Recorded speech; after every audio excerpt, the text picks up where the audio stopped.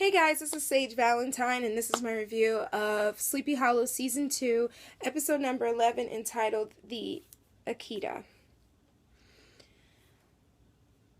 On a sad note, I just want to let you guys know that I am losing faith in one of my favorite shows. I trusted in the storyline, the characters, the showrunner, the writers for a whole season and a half, and I feel completely let down. And the reasons I feel let down are because this show started out so groundbreaking. They had this diverse cast that they promoted, and they said, we are not like Once Upon a Time, because they kind of shaded Once Upon a Time, and we're not going to make a character of color, a villain, and we're not going to just throw them in just to throw them in, and we could kill off any white character we wanted, which I kind of question, like, what does that have anything to do with it? But anyway, that's their words, not mine. But this season has, to me, like, become a joke, and I don't get the punchline. I'm not understanding what is so funny about taking a character like Katrina and basically devoting 90% of the season to building up her storyline. All you need for that, in my opinion, is maybe an episode or two.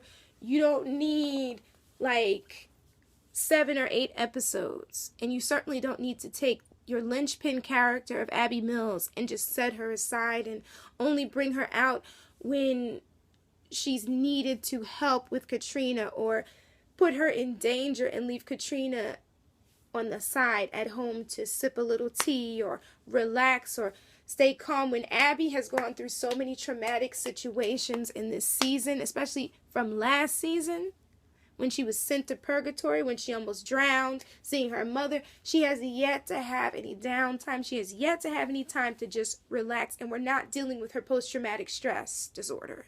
We're not dealing with that either. It's just like, okay, Abby does this, Abby's going to do something else.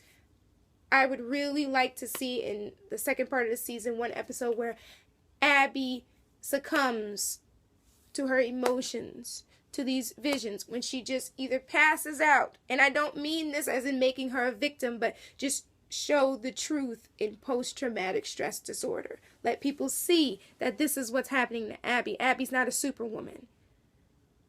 Eventually she's going to crack. Especially if this was real life, she would eventually crack. I feel like Jenny and Frank Irving were set aside to bring up Katrina and Hawley, who we don't know as a character. I mean, we're spending so much time with Katrina that we're not getting to know Hawley at all. It's like Hawley's just the dude here to, have a little witty banter and have a little, dialogue with. He pops up in the bar, and he is always somewhere where he shouldn't be, selling stuff a la Duke Crocker from Haven.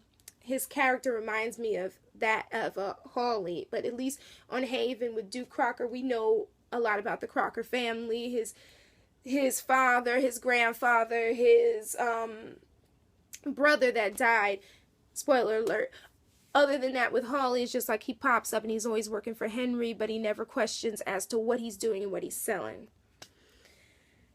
I didn't understand in this episode killing off War, killing off Frank Irving, and then killing off Malik. That was something that, like, I kind of wish had happened in the end of the season. Then it would have made more sense. It was just like all this stuff packed into one episode felt so forced. On top of the Katrina and Ichabod fight that happened, which to me was not needed. I mean, they could have had that at another time. We didn't need all of this going on at the same time.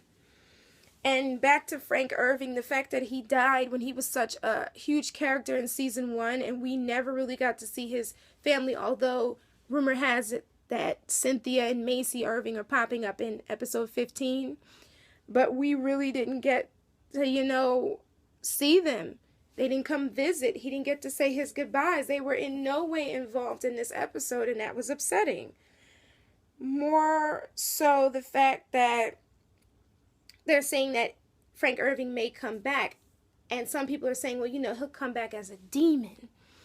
and he'll come back as War, which I mean is a good thing. Like, that's pretty cool, but I personally wish that he would come back as some type of angel. Somehow he got his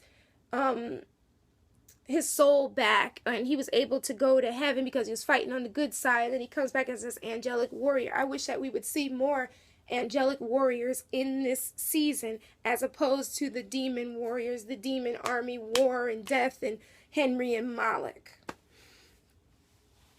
And I'm not understanding the whole reducing Headless to this blubbering, crying mess as Abraham. Like, bring back that badass Headless. I don't care about Abraham at this point. I want my Headless back.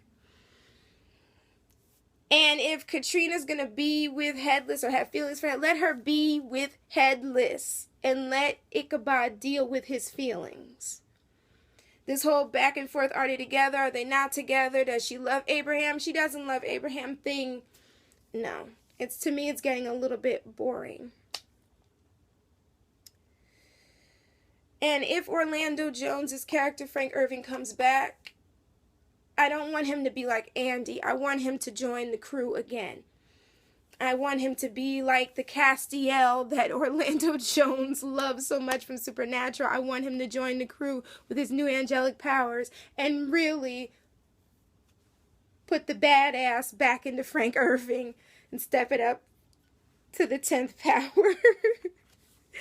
God only knows what's in store for the second half of this season, though. I'm not sure how I feel about it. I know I think I said on Tumblr that I wasn't going to watch. I'm not even sure what I'm going to do. Because the way I'm hearing these rumors, I'm not feeling it. I heard that Michelle Trachtenberg joined the crew, and she's going to become Abigail Adams, I think it is. And she and Katrina had like this cool thing going. Yeah, that sounds cool. 1 episode. That's it. Please don't drag it out. And I heard that another love interest, because I did hear there's more than one coming for Abby. Some people are saying it's going to be a man of color, because a lot of fans have had problems with Hawley and Ichabod, and some people wanted Michael Ealy, but Michael Ealy is kind of busy on the following, thank God. It's Almost Human was such a great show. But they claim that he's popping up, but I've seen the actor, and I'm wondering about him, and all these rumors going around. Time will only tell on January 5th. I really don't know what I'm going to do, but I can tell you that if Sleepyhollow keeps going in the direction that it's going to lose more fans. And yes, the ratings this week were like, I believe it was 4.5, and the key demographic was up in the 2s, but that was because it was the mid-season finale, and Dancing with the Stars was over, and all the other shows have gone into their finales already. A lot of fans are giving up on this show, and I don't blame them. I don't blame them at all. The show has set out to make certain fans happy while upsetting a majority of the fandom who has completely stopped watching this show. And I understand what they have to do, but they have to stop thinking that this is all about Ichabod, because it's not. A lot of people are mad at the way that Katrina's being treated, the way Ichabod is being so mean to Abby, just the way the characters are disappearing and reappearing. We're getting new characters and all this other stuff. That's what's ruining the show. It's not the actors. I don't hate Katia. I don't hate her at all. I have no issue with her. I follow her on Instagram. My thing is, I want this show to do something with Katrina and make Katrina a dynamic character. Because right now, all she is the damsel in distress, and that storyline is starting to get very, very old. So until next time, you guys take care. This is Sage Valentine signing off. Don't forget to check me out on Twitter and Google+, Sage Valentine. Rate this video, comment.